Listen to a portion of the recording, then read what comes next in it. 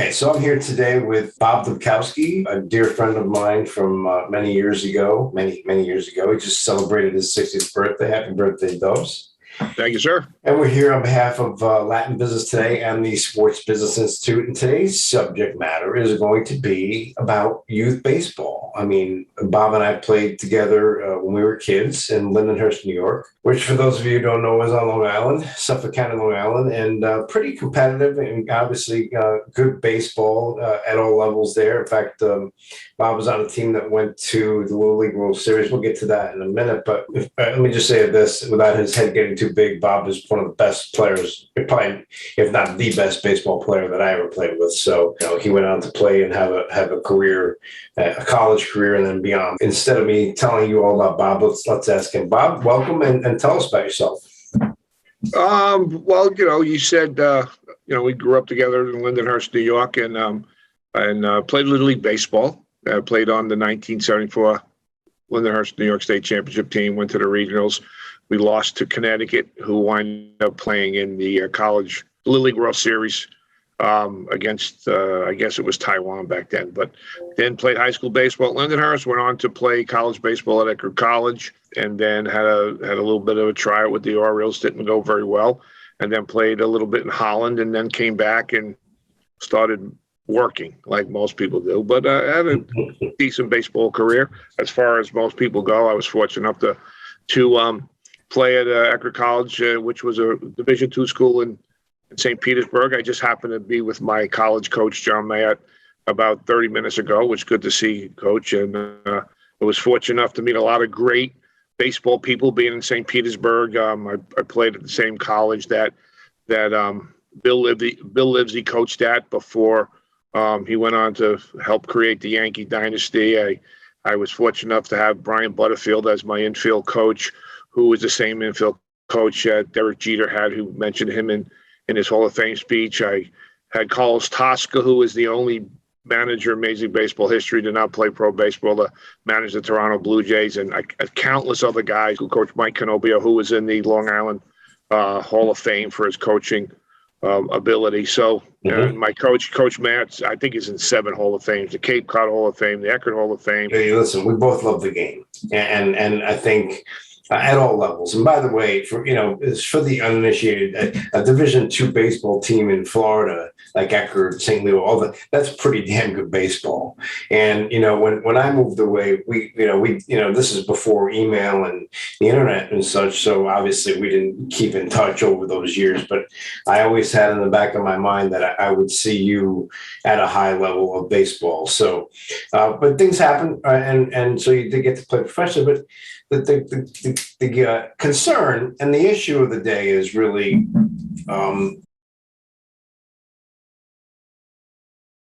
what is happening at the youth baseball level. Now, you're a good person to talk about this, not only because of your background and experience and the coaches you just mentioned and your connections in the baseball world, but you have 10 children. And several of them are young males who play, not that females can't play, but who play actively. And I'm just curious because I've heard a lot of things over the years about, whether it's Cal Ripken or Lily, A, the interest in the game, is it falling? And B, are they being serviced in the right way at the youth level of baseball? Well, that's a almost a loaded question, I guess, in some way, because there's positives and negatives.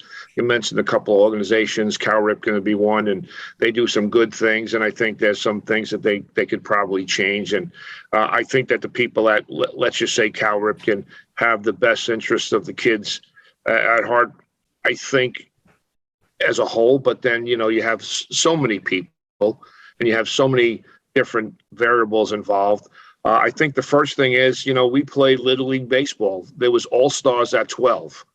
Now you have all-stars at 8. You have all-stars at 7. You have all-stars at 6. You have all-stars. So kids grow up thinking that, they're all-stars, and there's really nothing to look forward to as you get older and older. The fields are better now than when we played. We played at the elementary school fields. And I think they kind of build this thing up to be bigger than it really is and give hopes and dreams to kids that they're going to be professional baseball players. And then as the kids get older, and you have all these quote unquote travel ball teams and all these guys giving lessons. And, oh, my son's 11, he's got a pitching coach. And my son's 12 and he's got a hitting coach. I mean, we didn't have any hitting coaches, and we didn't have any. Mickey Mantle didn't have a hitting coach. Willie Mays didn't have a hitting coach at 12. And so it's a big problem. We see it in our community where kids literally are playing travel ball baseball at 9 years old, going out on the weekends and playing in travel ball tournaments at 9, and they get a ring now. I saw it the other day. There was my 11-year-old travel ball team won, and they got these big, huge rings, bigger than the World Series rings that these major league guys get. And I think it's silly. I think it's real silly. It gives false hopes and false expectations to kids. And I think it does baseball a disservice in the long run. Okay. And, your dad, my dad, they didn't get paid to give lessons to kids. They went out to the field, they threw a bat in practice, they told you how to put your hands, where to go, and you got better. And we weren't playing travel ball baseball at 9 years old. Right. I think it's way too much. Okay, well that takes the fun. It takes the fun out of the game. It makes it more, and the parents, they're all wrapped up in it, and they all think their kids are going to play at the University of Florida. And I can't tell you how many conversations I've had with parents, to be honest with them, say, listen, understand, your son probably isn't going to play at the University of Florida. I mean, it's such a small percentage of kids that get to play at that level, and you have to be realistic of your son's ability. And I think these travel ball coaches and these so-called guys that are giving lessons, they have to sell their goods. So, we're going to get your kid looks, and we're going to, your son's velo off the bat is 182,000 miles an hour, and he's going to be in the big league someday. And I think it takes away from the fun of the game, and I think it does a disservice overall to the community. Yeah, well, well said, and I agree totally with what you're saying, because at the end of the day, and you said it, it's about money. Let's face it, it's a money grab. And it's a money grab because it's really, they know that the parents, listen, everybody wants the best for their kids, right? If they think the kid has ability, and if they, sometimes maybe they're looking at their kid through rose-colored glasses. We probably all did that at some point with our kids, but, yes, I agree with telling a parent to be realistic, but at the same time, when a coach is telling them that the kid's got talent, and and with all these travel leagues and stuff, and you're right, and getting the rings, and the parents paying for that, right? Because listen, my son has 3 state championship rings for playing football in New Canaan, Connecticut, and those weren't cheap either. We paid for those, so my question then is, okay. And we are in Florida, and I think it's different with you. If you're in Florida or California or one other state, you can play year round. But it kind of annoys me. And it's not just baseball that does this. I mean, soccer does it.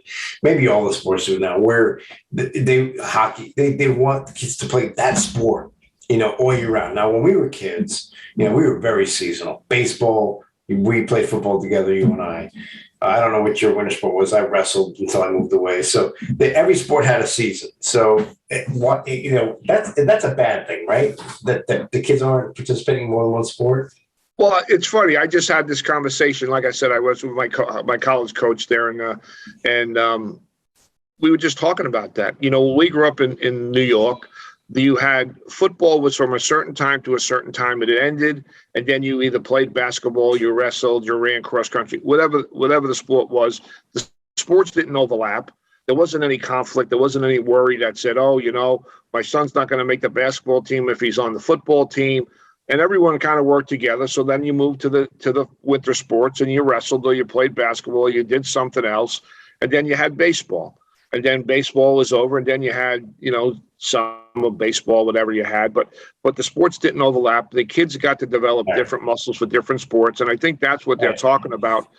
You'll see a lot more injuries today than you did when we played. I mean, can you imagine? There's kids that are 12 and 13 years old getting Tommy John surgery. I mean, it's absolutely ridiculous. I mean, do we ever know of anybody when we were growing up that had arm surgery? I mean, if a kid broke his leg, he had surgery. I mean, but there was not these surgeries upon surgery upon surgery, athletic surgeries. And I think it's one of the reasons is that the kids don't develop different muscles. They have, and so some muscles get stronger than others, and things are weaker than others. And I'm not a doctor by any means, but so I've read up on some of them, and this is what I'm hearing. You know, from some of the articles I've read from some of these sports doctors that actually talk about how travel ball and things like that hurt the kids because they don't get any rest. They just keep on wearing and wearing and wearing. So in the long run, I think this stuff is harmful to the kids, in my opinion. Okay. Just a couple more questions. And this next question is just a question in general about baseball, because obviously you and I are baseball fans. And I don't sit down and watch 9 inning games the way I used to when I was a kid. But when I was a kid, I watched almost every Met game, because I'm a masochist, I guess. But at the end of the day, we have a commissioner who is trying to change the game to make it shorter, to make it more entertaining, to get the youth interested. And in my opinion, he's killing the game. I mean, by doing things that just aren't baseball. But do you see it? And let's take it at the major league level. Obviously, do you see it being a problem in terms of interest in the game? Well, I mean, I think there's a problem with the interest of the game. I think one of the bigger problems is the time that it takes, to play a baseball game. I was at a Rays game just recently. So they have to have the TV timeouts because they have to pay for the players and all that other stuff, which I understand. But the guys walk on and off the field, they jog off and on the field. There isn't that. Okay, let's see how fast you can get. Now that they change pitchers every 2 or 3 innings. I talked to my sons about they love DeGrom. I mean, who doesn't love DeGrom? Right. So they would say, well, DeGrom's the greatest pitcher the Mets ever had. And I said, well, I brought the stats out. I mean, Tom Seaver. DeGrom. I mean, look at the number of innings pitched. Look at the complete games. I'm not to say that DeGrom isn't great, because he's in this era, and this is the era that he's in. But, I mean, could DeGrom go 9 innings for 20 games, complete games? The Fergie Jenkins, the Juan Marichals, the Bob Gibsons, the Steve Coltons. I think that makes the game longer. I think it makes it boring because now a guy comes in from relief. He throws to 2 batters. Now he has to throw to 3 batters, and then they have to take him out. But I think it's like, for me as a person who's grown up on a game, I think it makes it boring.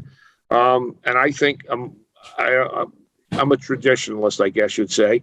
They have this shift on, and the guys are still hitting it, trying to pull the ball. Yeah. I mean, whatever happened to today's whatever happened to a base hit? There's guys that are hitting 35, 40 home runs that are hitting 199. Yeah. I mean, there's guys that are in college right now that are hitting 250, hitting 25 home runs, getting drafted in the top 3 rounds in the MLB draft.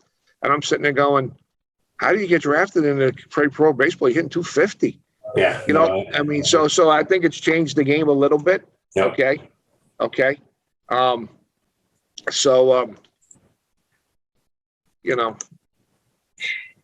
That's kind of, I don't know if that answered the question. No, yeah. Listen, so here's the next question then. Because when we were kids, we played a game called Pepper. I don't even know if they do that anymore at any level. Do you guys do that? Do you play Pepper? Okay, so I coached Lake River High School. I was there for 2 years, and the program was 3 and 25. When we took it over, really. So we went in there, and the first thing we instituted was we're going to play Pepper. Okay, none of the kids knew how to play Pepper. So I said, you're going to get down the line, and we showed them how to play Pepper. So and now I'm not saying that this changed the whole program around. Okay, but we went from 3 and 25 to basically with the same kids to 14 and 13, and then next year we won a district championship. And before every game, the kids played Pepper. Okay, so now I don't know if they were better because they played Pepper or got them focused because they played Pepper. The next year, the new guy took over, and they don't play Pepper, and they were 6 and 20 again. I mean, so I don't know. Pepper was the only thing, but the fact that you have to have contact, you have to feel the ball, throw it back. I mean, all those hand-eye little things that you learn when you play Pepper. The fundamentals basically, and everything now is about velo Yeah. arch angle. I talked to a former major league front office guy just a couple of weeks ago at my buddy's horse farm. I'm fortunate. I have a friend named Mark Cassie, who's a horse trainer, and he trains some guys' horses that are pretty high up on the food chain in baseball. And I was talking to one of them, and he was saying, you go to spring training now, and you see computers out in the field. The feel of the game is gone because a scout sees a guy and he says, yeah, he doesn't do this, he doesn't do that, but he has the intangibles. When you take the intangibles out of the game, you have guys that are hitting 35 home runs, hitting 195. I mean, and stuff like that. So, it's a different game. I don't know if the commission is doing the right thing or the wrong thing. I know the game is a little more boring for me. Yeah, than it was years ago. 1-0 pitching duel between Tom Seaver and Steve Colton. That used to pack it in years ago. The guys pitching, if it still does. Because you don't get to see that guy have a complete game. Right. He pitches 5 innings, and you get 3 guys pitching that. Oh, who's that guy? Who's that guy? Yeah. And for the uninitiated, I mean, if you just Google baseball pepper, I'm sure you'll see.